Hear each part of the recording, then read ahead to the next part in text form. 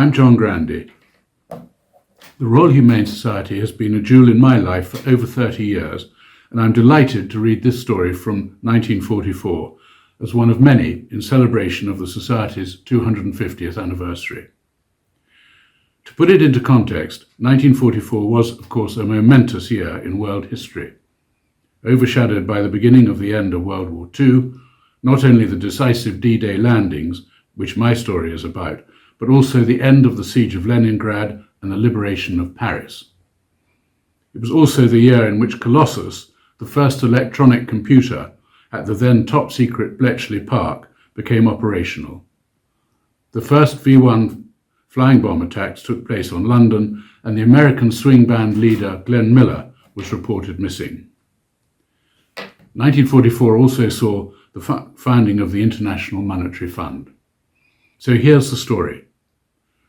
On the evening of the 11th of June 1944, 5 days after D-Day, orders were given to send 3 parties to unload MT ship number 19, then lying at anchor off Arromanches Beach. Owing to the gale, rough seas and heavy swell, the officer in charge decided it was not safe to send the whole party off in one trip in the launch provided, and consequently only 2 gangs consisting of 2 officers and 45 other ranks embarked at 5 p.m. The bulk of the party were able to find accommodation between decks, but 10 persons had to remain on deck and found considerable difficulty in holding on due to the heavy rolling of the ship in the big swell. About 1 mile offshore, the launch nearly capsized due to an extra-large wave, and a lance corporal, a non-swimmer, lost his hold and fell overboard. A lifebuoy was thrown from the launch in his direction, but failed to reach him and was swept away by the wind and the sea. Lieutenant Colonel A.C. Lusty, Royal Army Ordnance Corps, and Warrant Officer Day, Royal Engineers, seeing the Lance Corporal in difficulties, had immediately dived overboard, fully clothed, and held him up while the launch endeavoured to put about.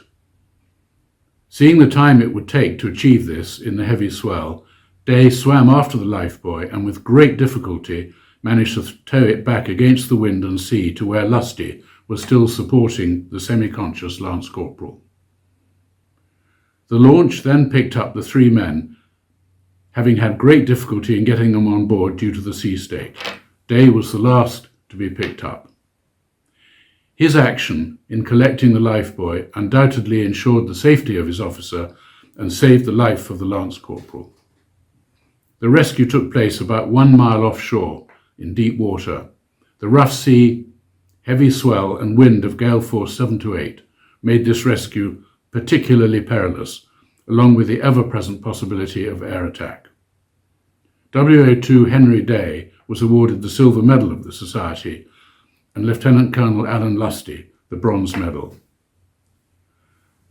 I hope you're as moved as I am by this story of extreme bravery and self-sacrifice, which took place in an extremely hazardous wartime situation. The Society is a registered charity and heavily dependent on donations. You can join either as a friend for £25 per annum, or for £100 per annum become a governor, which means you receive the annual report and can come to the AGM and meet trustees and brave awardees. Or if you prefer, please just make a donation via the website. If you like gardening and roses, you can now order Spark of Life from our website. This beautiful scented rose, whose name is derived from our motto, was developed specifically for us and most generously donated by Harkness Roses. It was launched at this year's Chelsea Flower Show and is easy to grow, and the Society will receive a royalty from each rose sold, all of which will help the Royal Humane Society in its 250th year to continue to recognise bravery and the saving of life. Thank you for sharing Warrant Officer Day's and Lieutenant Colonel Lusty's bravery, and thank you for your support.